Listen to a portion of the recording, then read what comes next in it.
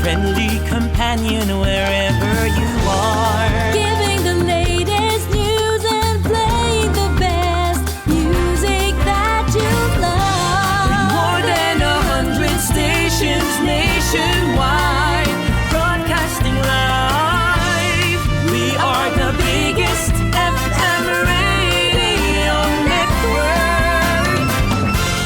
Radio Natin. Your Ranger Radio. Reaching the entire archipelago. Radio Natin. Your Ranger Radio. Your radio. Radio Natin. Your Ranger Radio. Reaching the entire archipelago. Radio Natin. Your Ranger Radio. Your radio. Radio Natin.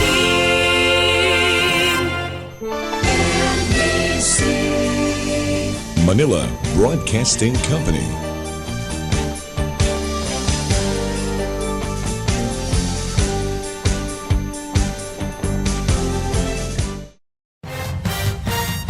The number one radio station in the province of Laguna. This is 106.3 Radyo Natin. Bringing us together, keeping you in touch. Radio Natin.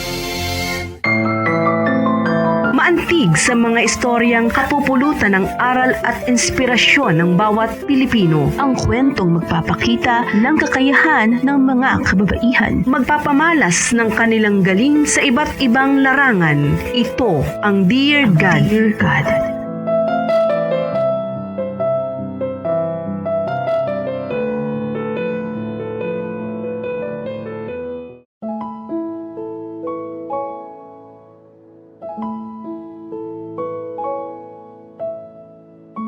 Kung minsan, sa labis nating pagnanais na matupad ang ating mga pangarap, hindi natin namamalayan na may mga bagay tayong naisasakripisyo. Hindi lamang mga material na bagay, kundi pati ang oras, kalusugan, at minsan pa nga ang ating sariling kapakanan at kapayapaan ng isip. Ngunit sa kabila ng lahat ng iyon, sa huli natututo tayo at nagkakaroon ng mahalagang realization na dapat pala munang mag-pause, magnilay-nilay at suriin ang bawat aksyon bago tayo tuluyang sumabak sa landas patungo sa ating pangarap. Dear God. Ako po si Mika. Sa kasalukuyan ay 21 years old at patuloy pa rin akong nangangarap na makilala sa larangan ng pag-aartista. Ang kwentong ibabahagi ko po sa inyo ay nag-ugat noong ako'y 18 anyos pa lamang. Panahon kung kailan masidi ang pagnanasa ko at walang sawang paghahangad na maabot ang aking ultimate goal. Ito po ay maging isang ganap na artista.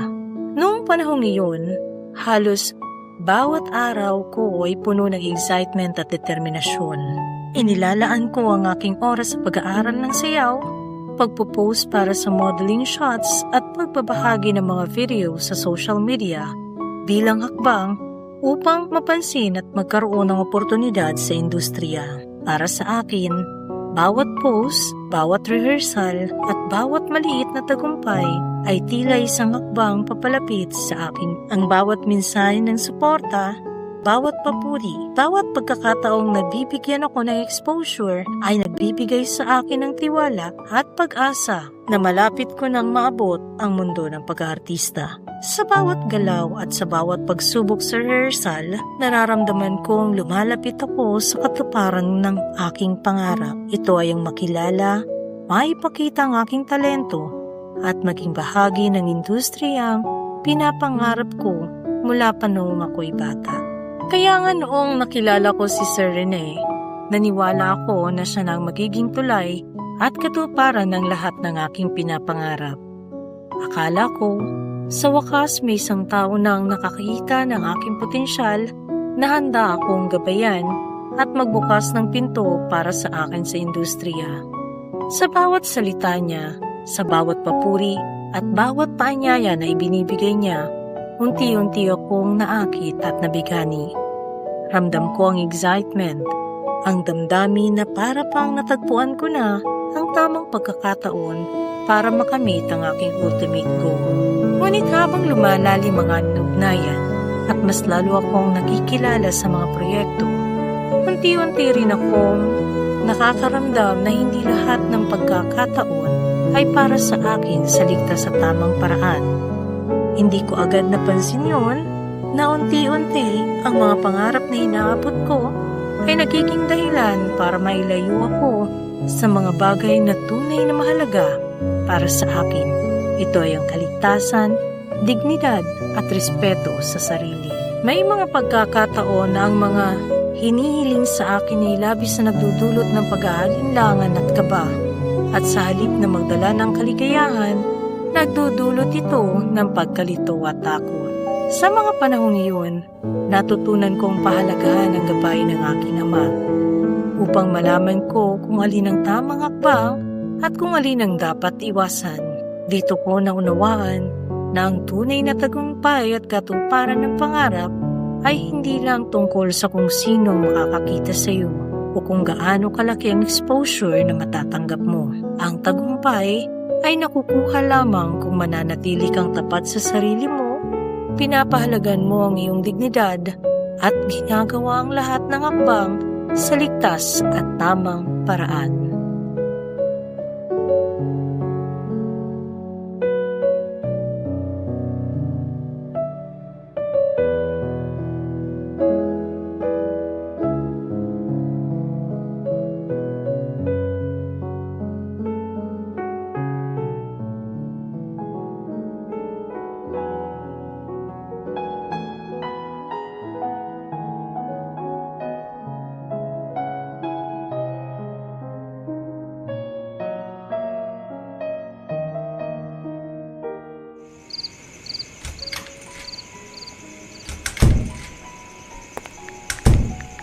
Oh, anak, Mika, bakit hindi ka pa natutulog?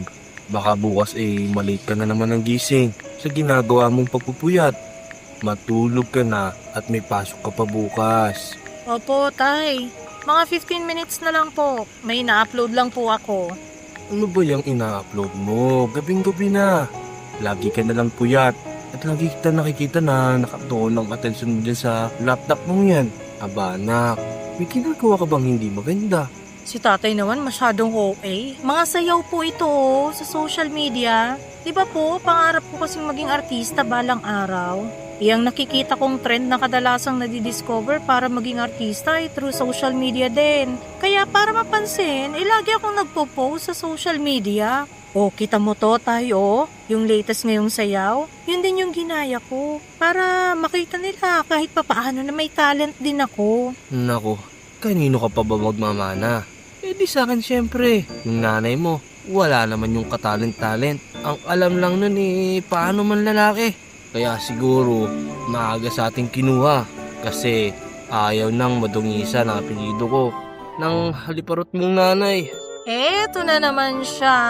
Alam mo naman ang dahilan kung bakit nagawa yun ni nanay, di ba, tay?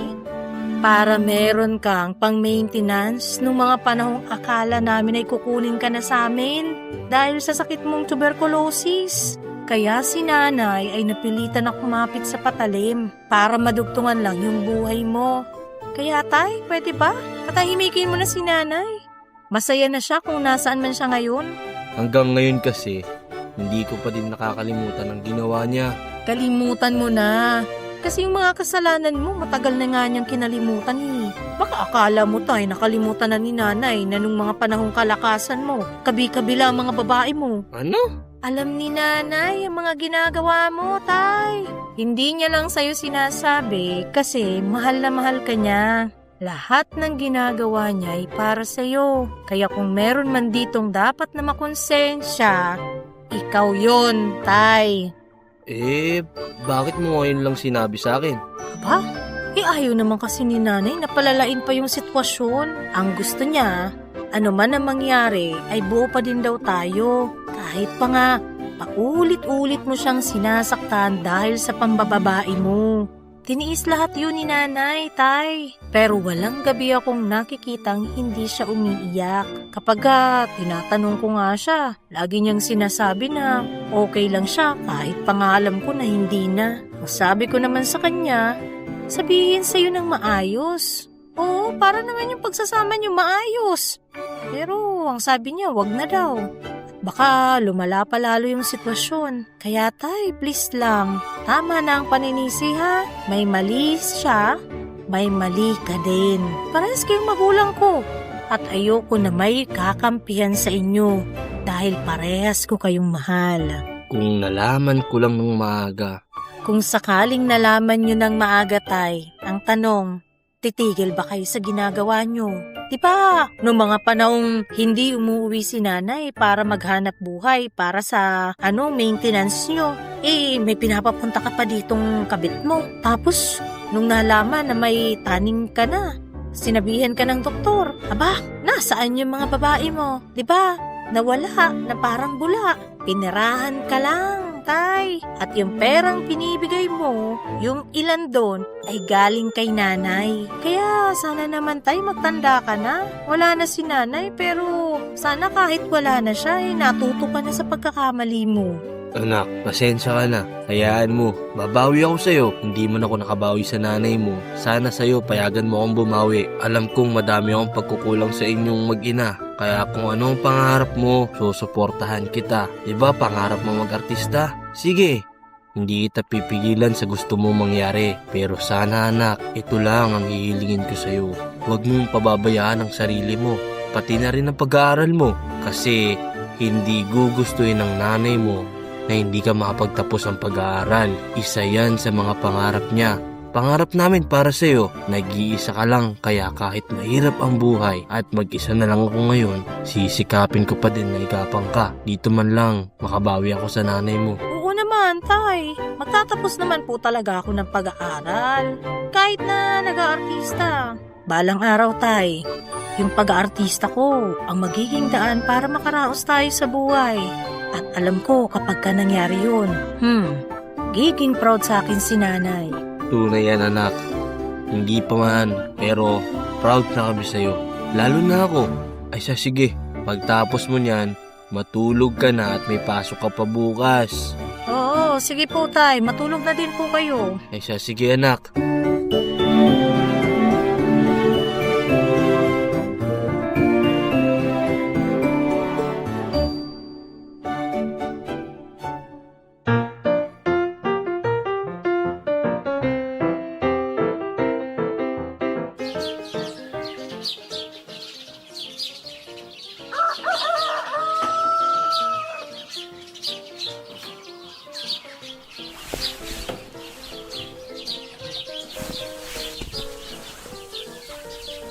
Ay, naantok pa ako.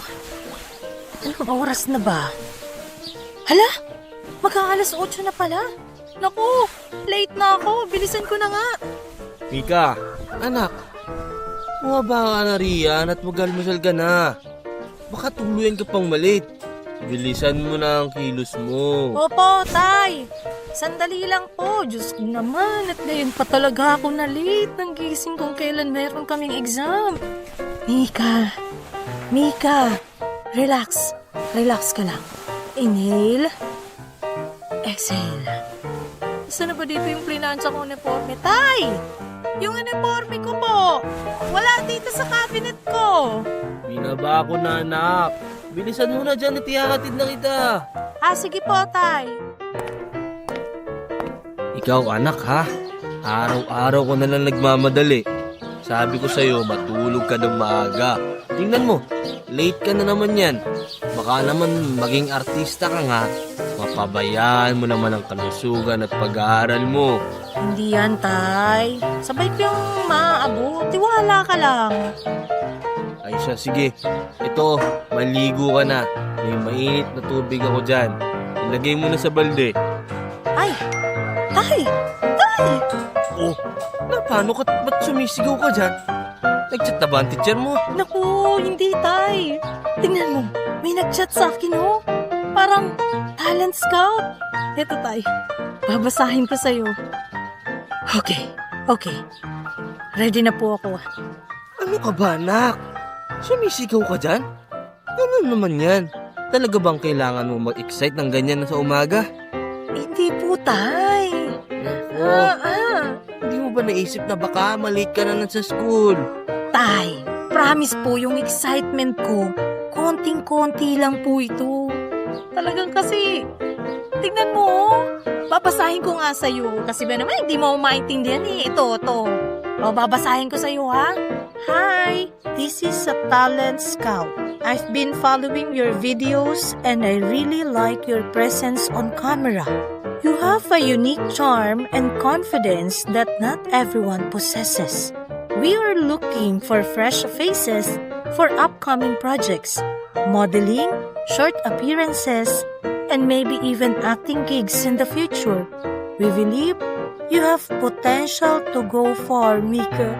If you're serious and committed, ay! Ang sabi po niyo, may potential daw po ako. Grabe, hindi po ako makapaniwala. Aba, anak, nakakaprad ah. Tay. Naku, ang galing mo naman anak. Nako, pero ito tatandaan mo ha. Baka hindi lahat ng talent scout nagme-message online. Tatay naman. Ang galing o papuri na nakikita mo sa text. Hindi ibig sabihin ligtas agad ang intensyon nila.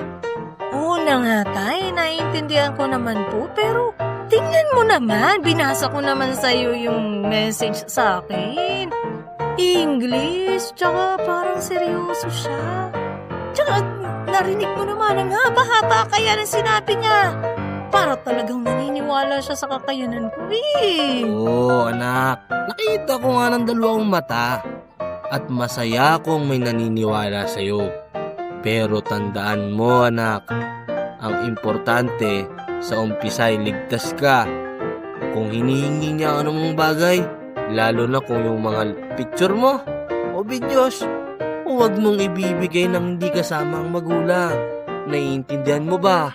Opo, Tay. Ito naman, naiintindihan ko nga. Ang gusto ko lang pong ipakita, yung talento ko at saka matuto pa ako. At least ngayon, Tay, kita mo, may naka-appreciate na sa lahat ng ginagawa ko. Hindi na sayang yung aking pagpupuyat gabi-gabi.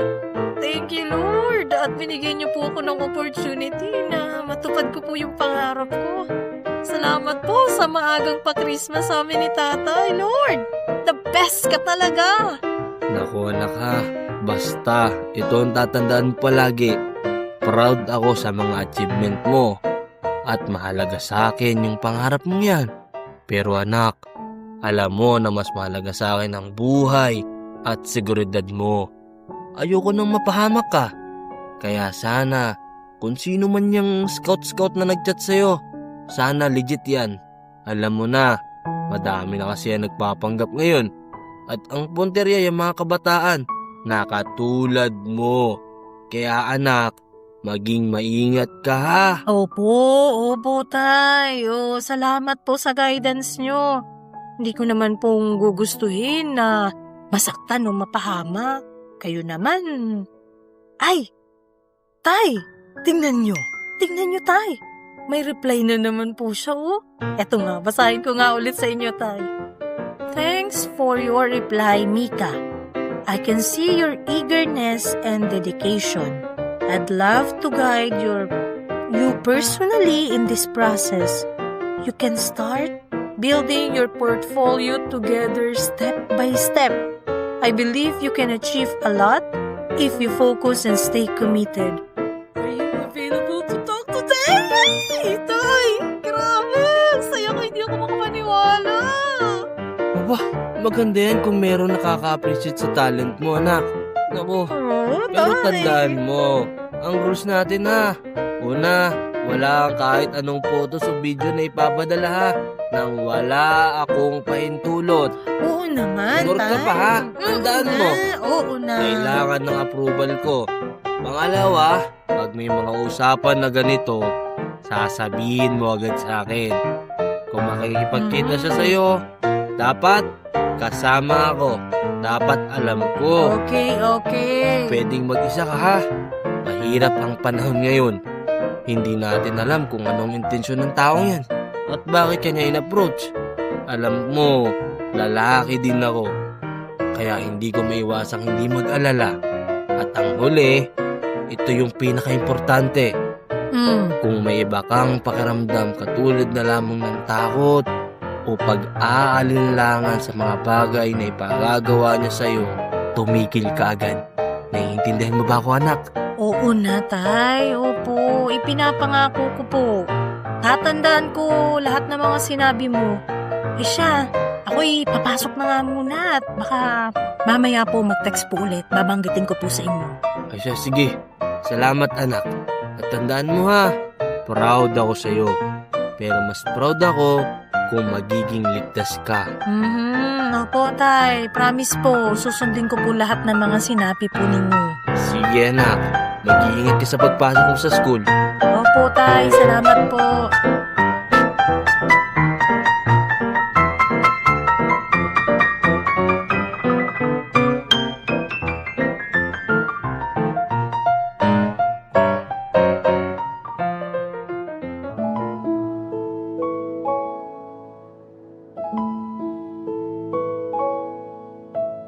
Labis ang excitement at saya na naramdaman ko nung makatanggap ako ng text message mula sa isang talent scout na nagngangalang si Rene.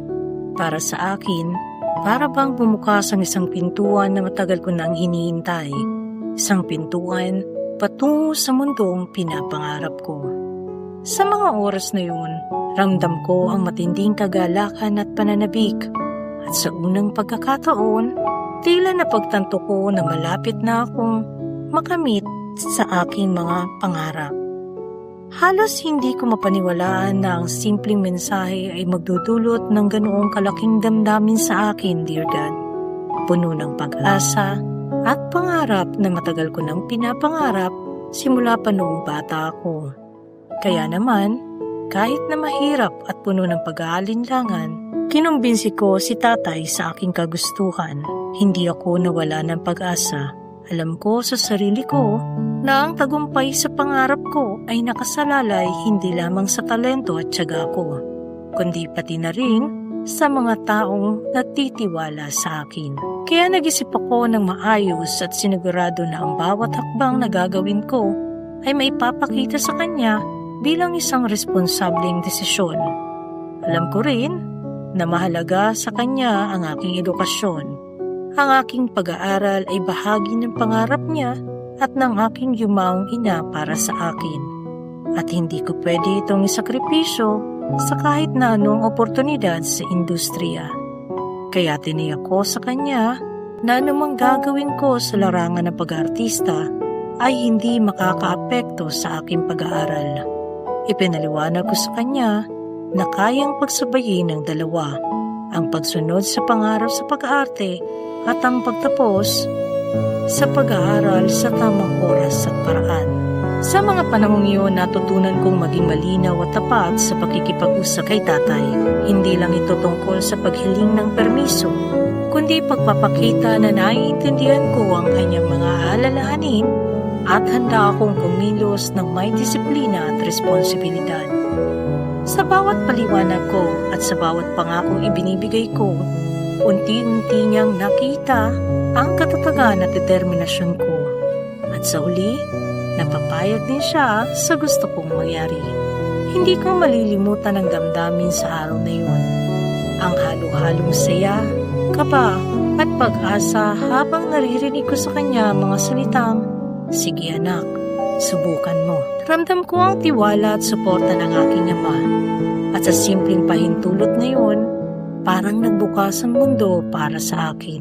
Natutunan ko rin sa karanasang iyon na ang pangarap ay hindi lamang nakukuha sa sariling determinasyon, kundi sa tamang gabay, pagtitiwala, at pag-unawa mula sa taong tunay na nagmamalasakit sa akin.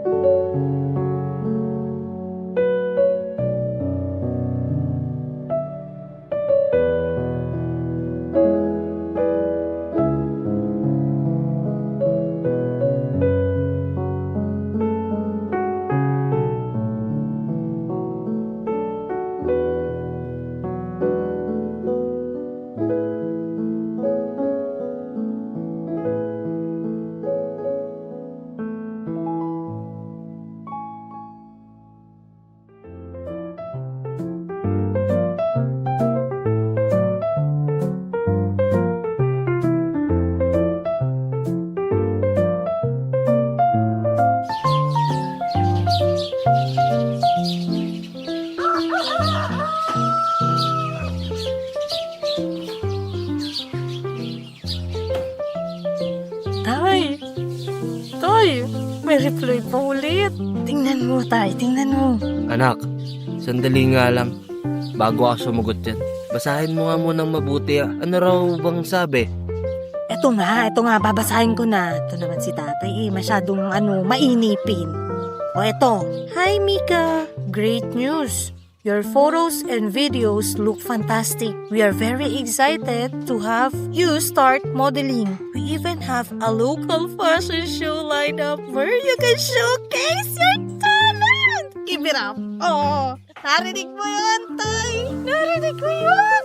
Sabi po niya, magsisimula na daw po ako sa modeling. At eto pa, may fashion show din. Tay. Mabuti kung ganon. Maganda yung oportunidad na yan.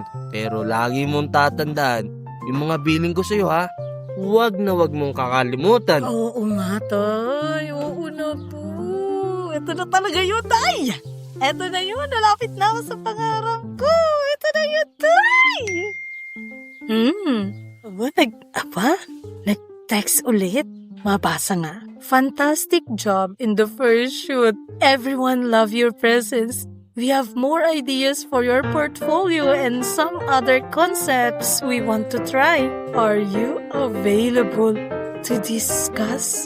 Tay? Ano ba daw yung other concepts daw? Ano bang ibig sabihin yan, ha? Hindi ko din po alam, Tay. Pero sabi niya, simple lang daw yung concept. Para lang po sa portfolio. Naku anak, kahit gaano ka dyan kasi sa modeling ngayon ha, huwag kang papayag na kung ano yung gawin sa'yo ha. Lalo na't hindi mo naiintindihan. Oo po, Tay. Si tatay naman paulit-ulit Ang alam mo naman na gusto ko lang naman ay maipakita yung talent ko. Pero syempre naman, kapag medyo nakakatakot na yung sinasabi niya, exit na ako, Tay. Tama lang, yung excitement okay. Pero kapag may naisip kang kakaiba o parang delikado, tumigil ka agad. Sabi ko na yan sa'yo ha, noon pa. Paulit-ulit na ako. O di, sasabihin ko po muna sa kanya na gusto ko kayong kasama pagka pumunta, pagka meet up ko siya. Tama lang, dapat lang yun ang gawin mo. Sige, i-text mo na para malaman natin kung anong mangyayari. O siya, sige, ito. Ito, sasabihin ko po sa kanya na gusto mong sumama. Ito, itatype ko ha. Tingnan mo. Thank you po. I'm happy to start modeling. For the next concepts, can my parent join the discussion? I'd feel more comfortable. Send. Send na, Tay, ha? Waiting na lang tayo sa reply. Ayun. Tay, nag-reply na. Anong sagot daw? Ito ang sagot. Babasahin ko ulit. Slightly disappointed that your parent wants to be involved. But okay, we can schedule a meeting. Excited to work with you. Yan ang reply. Ano anak? Slightly disappointed daw? Bakit naman? Ayaw niya bang involve ang magulang? Ano bang intensyon ng scout na yan ha? Dahil ito naman si tatay, nag-react agad. Pwede naman daw, pwede, di ba nag-okay naman? Mag-i-schedule nga ng meeting. Wag na lang po natin pansinin yung slightly disappointed na yan. At baka nagkamali lang tayo ng interpretation. Basta ang mahalaga ay pwede naman kayong sumama pag nag-discuss tungkol sa magiging role ko bilang rising star. Char! Mabuti kung ganun. Sige na anak, at ngayon pa lang proud na ako sa'yo. Pero alam mo, Salamat, mas mahalaga Tay. sa akin ang kaligtasan mo kaysa kahit ano pa mong modeling show o portfolio yan. Sige po tayo, salamat po.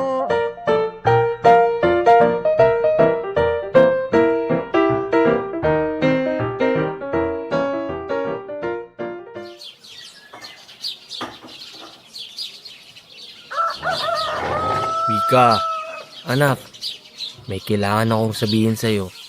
Bigla kasing nagkaroon ng seminar sa trabaho Ilang araw din ako mawawala sa bahay. Ano kaya yun? Ganun ba, Tay? Ibig sabihin po, po kayo makakasama sa pakikipag-usap ko doon sa Talent Scout? Oo anak hindi ako makakasama. Pero gusto kong itanong sa'yo, pwede ba nating i-reschedule yun? Baka mas mabuting hintayin mo kung makabalik bago ka usapin yung talent scout na yan. Naku, Tay. Mukhang hindi po yata papayag yung talent scout kasi medyo busy din po yung schedule niya. Talagang naglaan lang siya ng specific na oras at araw para magkita po tayo. Kami. Tsaka po, opportunity na din po yun. Baka mawala pa pag nagpa-importante pa ako. Baka sabihin, hindi pa man ako sikat, ay demanding na ako. Ganun ba?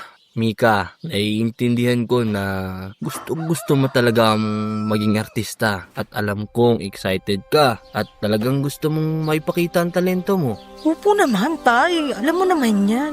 Kaya nga po, huwag kayong mag-alala. Lagi po kitang i-update para mabawasan yung pangamba nyo sa akin. Tsaka Tay, alam ko na po yung tama at mali. Alam ko kung makakabuti ba yung sinasabi. Kaya pagkatiwalaan nyo po sana ako. Hindi po ako gagawa ng hakbang na ikakapahamak ko. Sige, kung yun ang desisyon mo, pumapayag ako. Pero may kondisyon. Kondisyon? Ano po yun, Tay? Una, ipapaalam mo agad sa akin ang bawat hakbang, bawat lugar na pupuntahan mo. Pangalawa, huwag kang papayag na kahit anong hindi mo gusto o hindi mo naiintindihan. Pangatlo, kung may kakaiba o nakakatakot, tigil ka agad at tatawag ka sa akin. Naiintindihan mo ba? Opo, Tay. Naintindihan ko po lahat. Promise po. Susundin ko lahat ng mga sinabi mo. Tandaan mo anak, kahit payag ako, lagi kong iniisip ang kaligtasan mo. Ang excitement at oportunidad ay hindi mas mahalaga kaysa sa buhay at seguridad mo. Opo, Tay. Salamat po sa tiwala niyo po sa akin.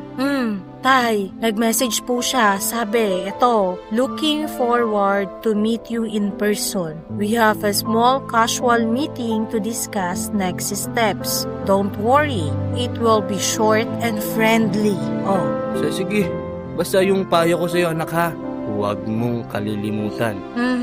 Opo na Tay. Lagi ko po kayong i-update sa lahat. Dapat lang. Sige, mag-iingat ka ha, at tawag agad kapag tapos na kayo mag-usap. Opo, Tay. Love you po. Oo, love ka rin kita anak, at proud ako sa'yo.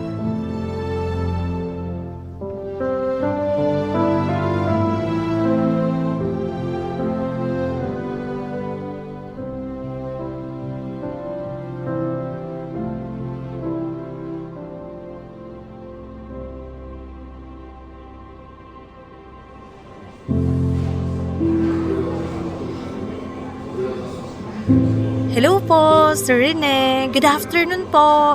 Pasensya na po, medyo kinakabahan lang po ako. Pero gusto ko pong malaman kung ano po yung sinasabi niyo pong next step para po sa portfolio po at fashion show. Hi Mika, kumusta ka na? Alam kong excited ka na magsimula at yun ang gusto ko ring maramdaman sa'yo. Gusto kong pag-usapan natin yung mga susunod na gagawin natin, lalo na yung mga upcoming fashion shows. At may isang special project na pwede mong subukan. Simple lang yun, pero maaaring maging malaking opportunity yun para sa hinaharap mong career. Special project po? Ano po kaya yun? Ano po ba yung kailangan kong gawin? Madali lang yun. Ito yung isang online exposure opportunity para sa mga international clients. Siguro magugustuhan mo yun. Simple lang naman ang proseso. Magpo-post ka ng ilang larawan at video na nagpapakita ng talent mo, yung versatility mo sa camera.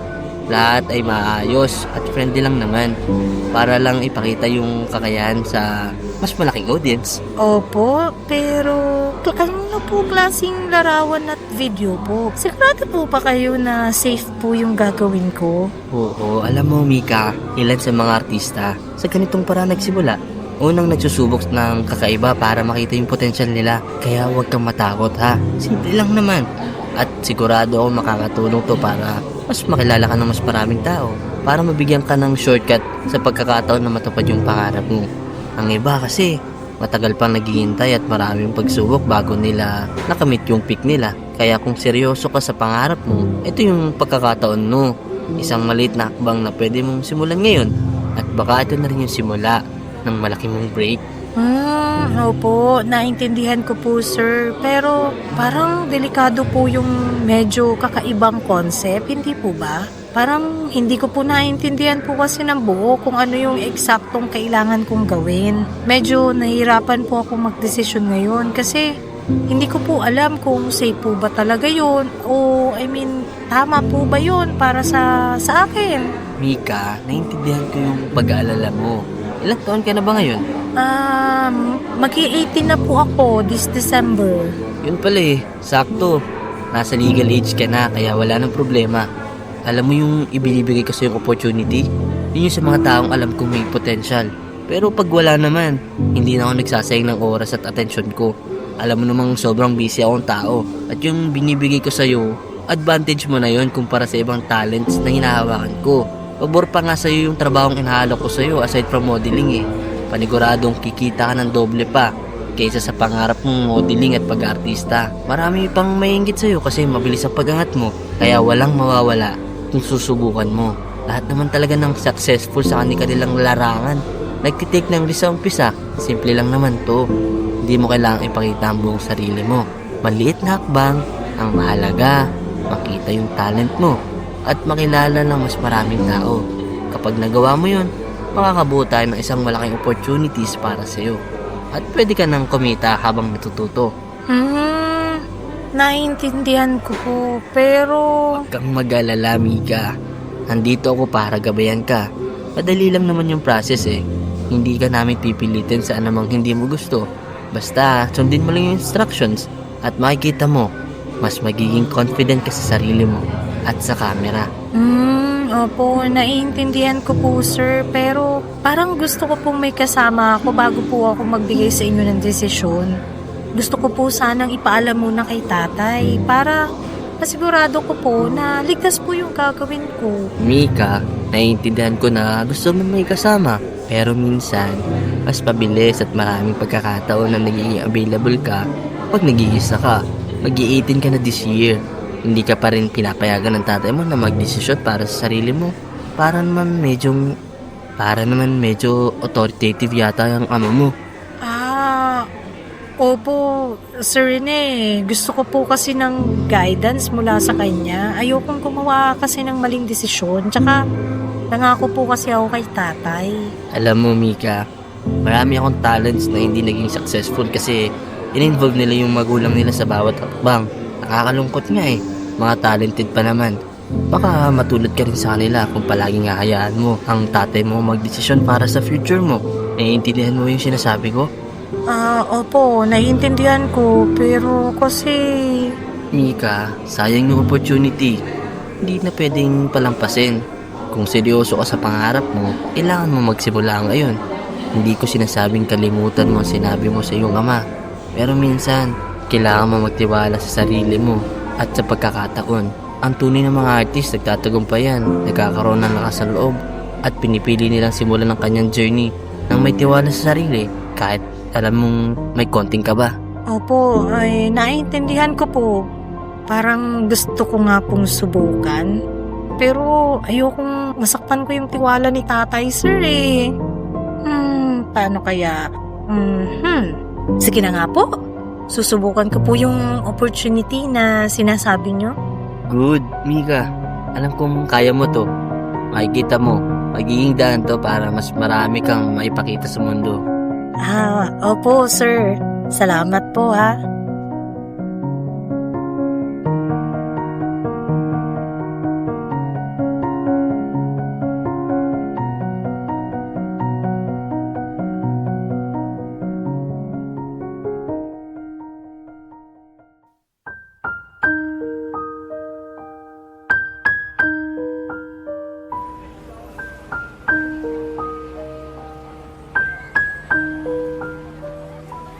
Mika, may bagong request yung client natin.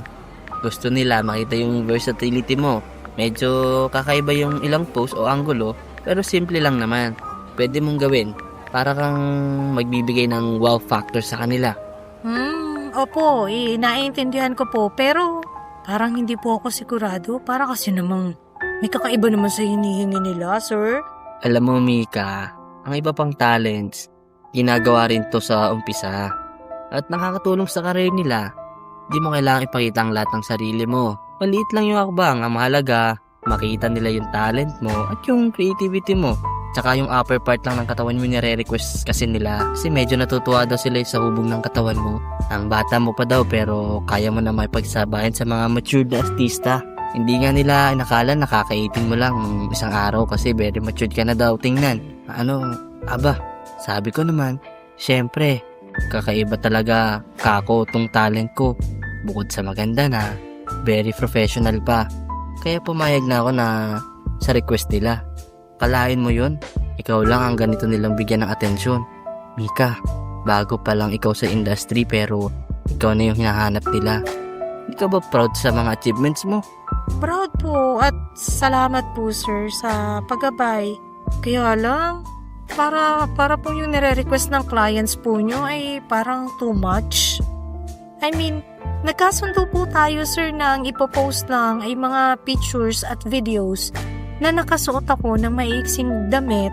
Yun po yung batay sa nire-request ng clients. Pero kasi, iba ngayon eh. Ang gusto nilang mangyari, maghubad ako sa harap nila. Parang, hindi naman po tama yun, sir, diba? Mika, alam ko yung tama. Ako magsasabi sa'yo, safe to. Tsaka hindi ka naman nila hahawakan kaya ano ikakatakot mo? Minsan, kailangan mo magtiwala sa sarili mo at subukan ng kakaiba. Kung seryoso ka sa pangarap mo, ito ang pagkakataon mo. Huwag mong hayaan ng kaba ang pumigil sa'yo. Huwag kang mag-alala. Nandito ako para i-guide ka sa bawat hakbang na gagawin mo. Yun na nga po. Parang mas lalo po akong kinakabahan, sir. Kasi habang tumatagal, nagiging demanding sila sa mga gusto po nilang ipagawa sa akin. Baka naman po dumating yung time na mas lumala pa yung ipagawa nila sa akin, di ba? Mahirap po yun. Ayaw mo bang kumita ng pera? Mas palaki ang offer ngayon kasi ipapakita mo sa nila ang katawan mo. Yung perang kikitaan mo dito, hindi mo yun kayang kitain sa fashion shows at pa extra sa serye. Sige na, pumayag ka na. Pag-iisipan ko po muna kasi parang hindi na po tama. Alam mo, bakit ikaw madalas request ng client ko, masyado ka ng demanding ha? Gawin mo na lang kasi kasi nakapag-commit na ako sa kanila eh. Ako mapapaya kapag hindi mo ginawa yun, di ba? Hindi na po kasi tama, sir. Yung dati naman nating napag-usapan ay fashion show at exposure sa mga teleserye. Nagdagdag na lang yung pagsisend ng mga requested photos and videos ng clients nyo. Pero alam niyo naman po, ang gusto ko lang ay matupad yung pangarap ko na maging isang artista. Ayoko naman pati naman sir yung dignidad ko ay bumaba dahil lang sa gagawin ko niyan. Mika, parang ingrata ka na yun Lahat ng ginagawa ko para sa'yo. Pinapakita ko sa'yo ang mga opportunities. Pinapakilala kita sa mga clients at binibigay ko sa'yo yung platform para mas makilala ka sa industriya. At ngayon, ang simple lang ng request sa'yo. Hindi mo magawa?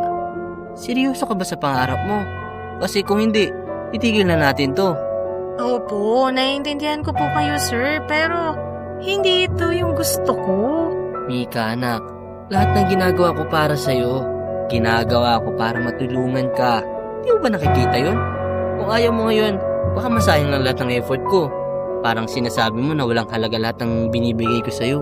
Opo, naiintindihan ko po sir ang lahat ng ginagawa niyo para sa akin at nagpapasalamat po talaga ako. Pero alam niyo rin po ang gusto ko lang matupad yung pangarap ko na maging isang artista sa paraang may dignidad at ligtas ako. Ayoko pong bumaba ang dignidad ko at gagawin yung mga kahit ano na lang na hindi po ako komportable. Mika anak, minsan kailangan mo magtiwala sa mga taong may karanasan. Ang pangarap ay mabilis maabot kung susunod ka sa mga instructions ko. Kung hindi mo susunod, baka ma-stuck ka sa lugar mo.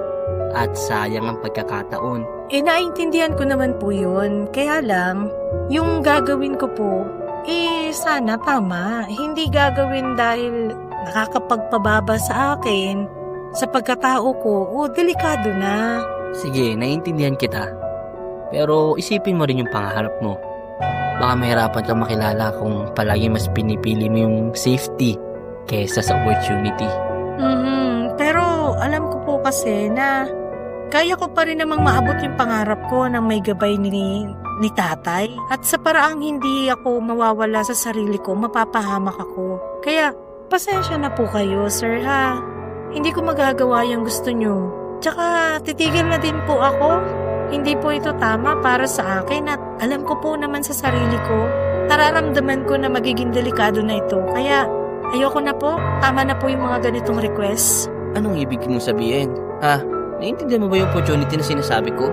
Lahat ng ginawa ko para sa'yo. Pinakita ko sa'yo mga clients, exposures, mga possibilities sa career mo.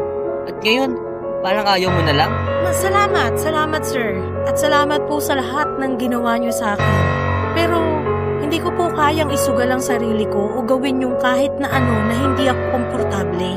Gusto ko pong matupad yung pangarap ko, pero sana sa tamang paraan naman.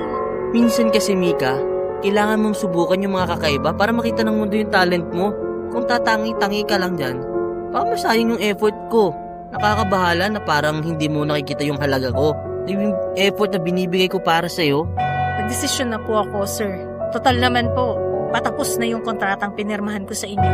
Hindi ko na po yun pipirmahan pa. Tsaka, huwag niyo na po akong kontakin dahil hindi ko na kayo mai entertain. Salamat po sa opportunity. Pero, naniniwala ako na kaya kong magtagumpay sa maayos na paraan. Gaya po ng sabi sa akin ng nanay ko, nung nabubuhay pa siya, na lahat ng pangarap na pagtatagumpayan basta mabuti ang puso. At naniniwala po ako dun, sir, na darating din yung moment na hinihintay ko. Hindi man po sa ganitong paraan, ano? Salamat po sa pagpapakilala sa akin sa mundong pinapangarap ko, sa mundo ng pag-aartista. Mika, sayang. Hindi lahat nabibigyan ng ganitong pagkakataon. Sana hindi mo pagsisihan ang desisyon mo. Alam mo, mahirap sa industriyang to. Baka hindi ka na muli makahanap ng ganitong chance. Opo, alam kong mahirap. Pero, mas mahirap mawala ng respeto sa sarili. Mas pipiliin ko na lang po siguro na magsimula ulit kesa magpatuloy sa ganitong bagay na alam kong mali para sa akin. Marami na akong naitulong sa'yo, ha? Mika, sana lang maisip mo rin yun, ha? Yung lahat ng effort na binigay ko sa'yo.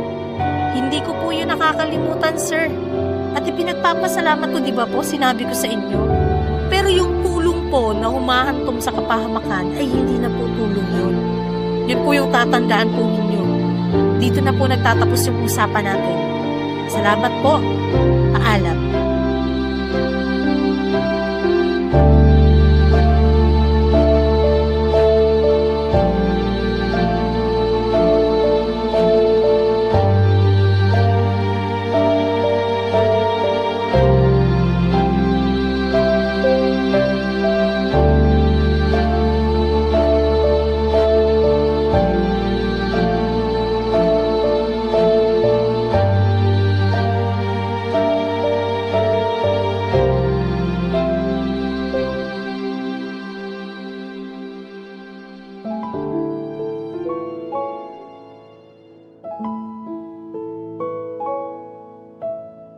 Naging maayos at magandang ang mga unang usapan namin ni Serena Deargan.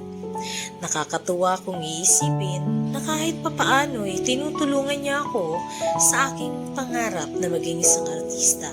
Sa tuwing may mga raket o oportunidad siyang nakikita na sa tingin niya ay makakatulong upang mas makilala ako sa industriya, agad niya itong ibinibigay at ipinapaalam sa akin. Dahil dito, unti-unti akong naging kampante at naniwala sa ipinapakita niyang kabutihan at malasakit. Para sa akin noon, isa siyang taong maaari kong pagkatiwalaan. Isang gabay na handang tumulong upang maabot ko ang aking mga pangarap. Dahil sa kanyang mga salita at kilos, naramdaman kong may sumusuporta at naniniwala sa kakayahan ko. Ngunit may isang pangyayari na tuluyang nagpabago sa aking pagkakakilala sa kanya.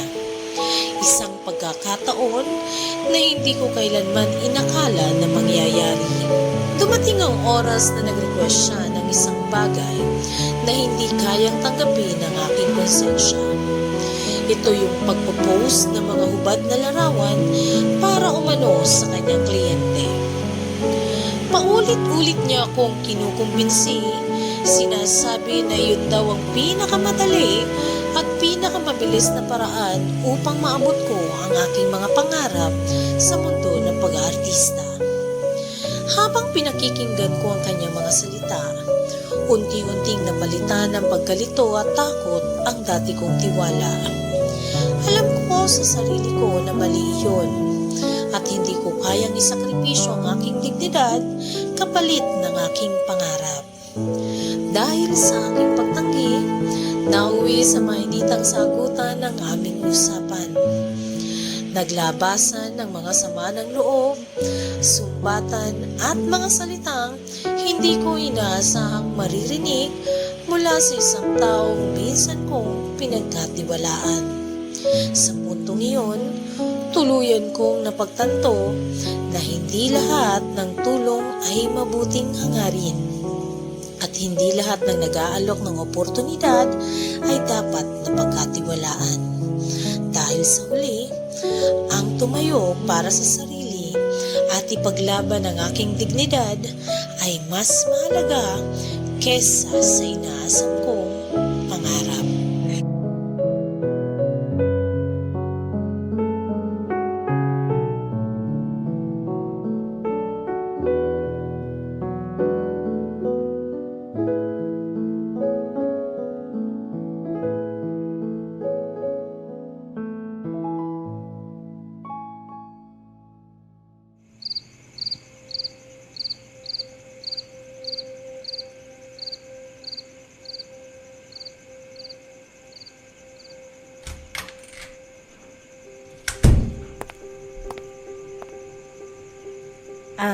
Tay, gusto ko po sanang makausap kayo tungkol sa nangyari.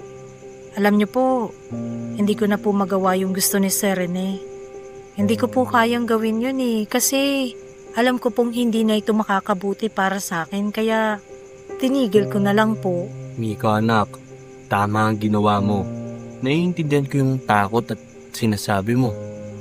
At nagpapasalamat ako sa ginawa mo kasi ginawa mo yung tama.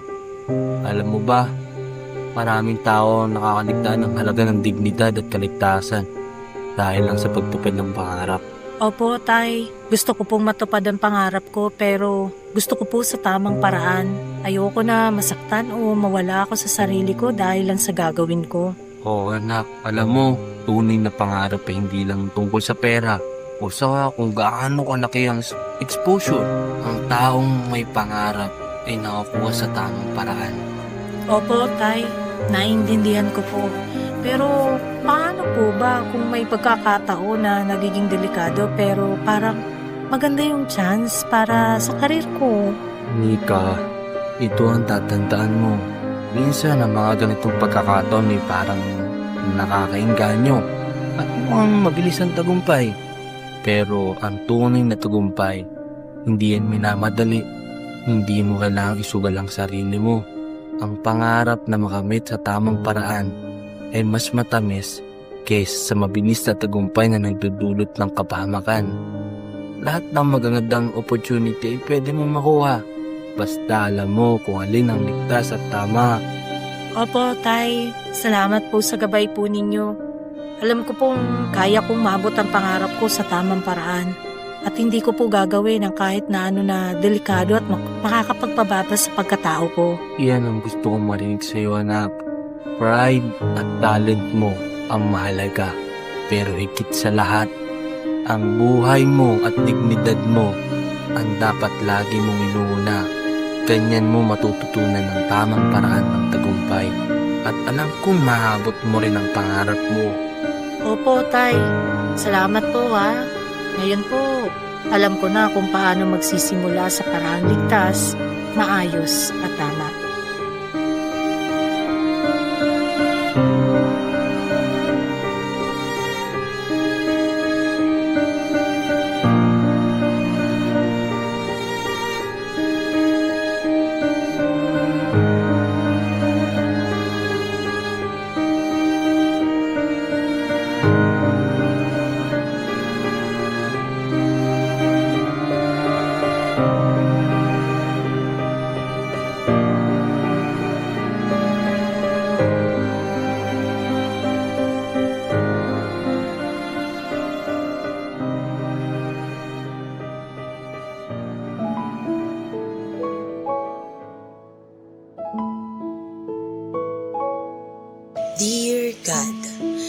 Natapos ang ugnayan namin ni Sir Rene sa mismong araw din yun.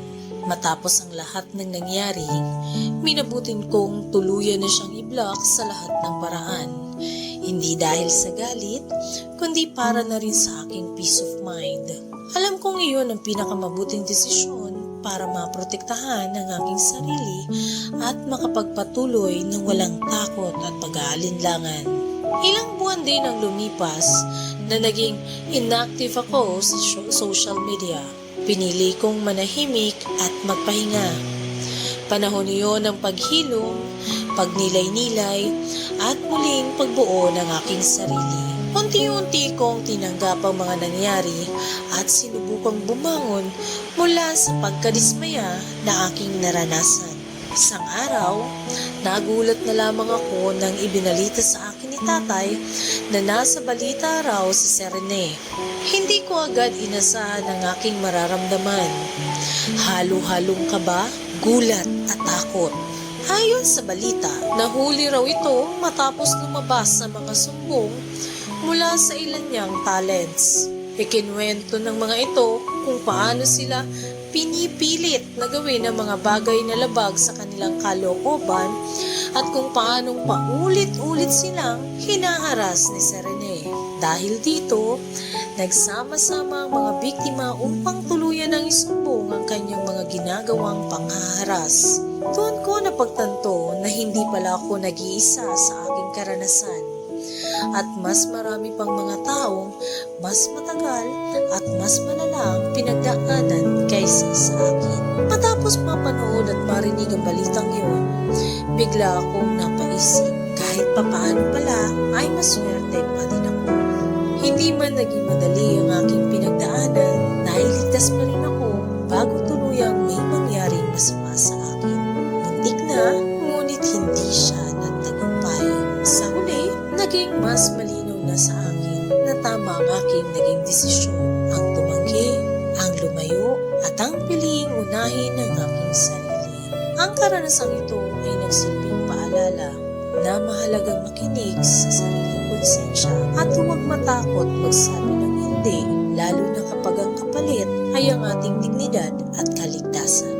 Nawa, itong aking liham ay magsilbing babala sa mga taong nangangarap pa lamang at sa mga tulad kong minsang naging bulag dahil sa pangakong tagumpay.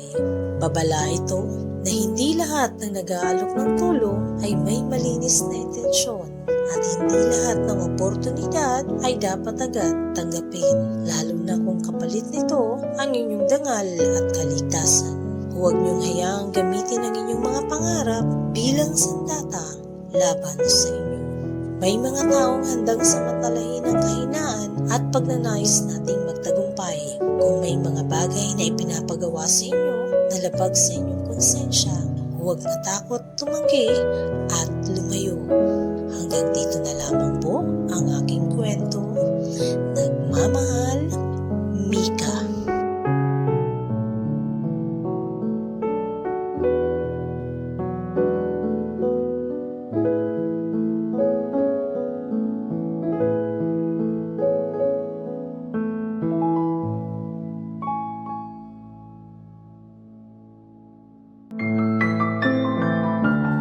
Hanggang sa susunod na kwento, ito ang Dear God. Ang kwento mo, ang bida dito.